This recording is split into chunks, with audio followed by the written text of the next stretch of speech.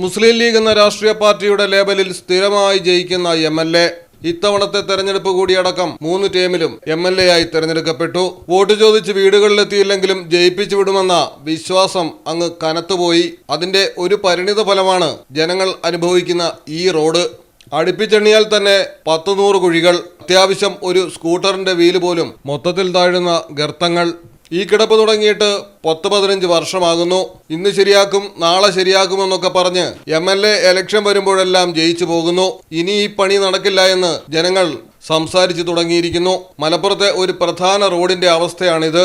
കാടാമ്പുഴയിൽ നിന്നും കഞ്ഞിപ്പുരയിലേക്കും 6 വരി പാതയിലേക്കും നീളുന്ന പ്രധാന വഴി. കോട്ടക്കൽ മണ്ഡലം എം.എൽ.എ.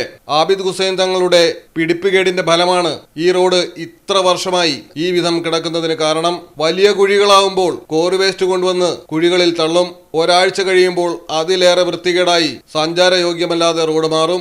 വാട്ടർ അതോറിറ്റിയുടെ പൈപ്പിടൽ, മഴ തുടങ്ങി മുട്ടാപ്പോക്ക് ന്യായങ്ങൾ പറഞ്ഞാണ് ഇപ്പോഴും എം.എൽ.എയും പരിവാരങ്ങളും ജനങ്ങളെ പറ്റിച്ചുകൊണ്ടിരിക്കുന്നത്.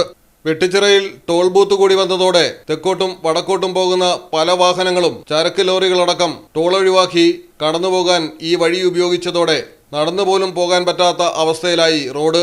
കഞ്ഞിപ്പുര മുതൽ കാടാമ്പുഴ വരെ കട്ടറുകളിൽ വാഴകൾ വയ്ക്കാനുള്ള തീരുമാനത്തിലാണ് നാട്ടുകാർ. ഫണ്ട് പാസ്സായി ഉടൻ തന്നെ റോഡ് നന്നാക്കാമെന്ന തന്ത്രമാണ് എം.എൽ.എ. മാസങ്ങളായി പറഞ്ഞുകൊണ്ടിരിക്കുന്നത്.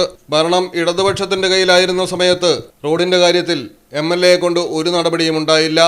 എന്നാൽ സ്വന്തം പക്ഷം ഭരിക്കുമ്പോഴും റോഡ് കൂടുതൽ നശിക്കുന്നതല്ലാതെ ഒരു മാറ്റത്തിലേക്കും കടന്നിട്ടില്ല. ഇനി എം.എൽ.എ. ഈ റോഡ് വഴി വന്നാൽ തടയാനും നാട്ടുകാർ തീരുമാനിച്ചിട്ടുണ്ട്. മലയാളം ടെലിവിഷൻ, മലപ്പുറം. ഇനി നിങ്ങളുടെ വീടുകൾക്കും കെട്ടിടങ്ങൾക്കും മരത്തിനേക്കാൾ വിലക്കുറവിലും മരത്തേവിലും കരുത്തുമായി ഫെയർടാഗ് സ്റ്റീൽ വിൻഡോ ആൻഡ് ഡോർസ്. സമയവും സമ്പത്തും ലാഭിക്കൂ. ഫെയർടാഗ് സ്റ്റീൽ വിൻഡോ ആൻഡ് ഡോർസ്.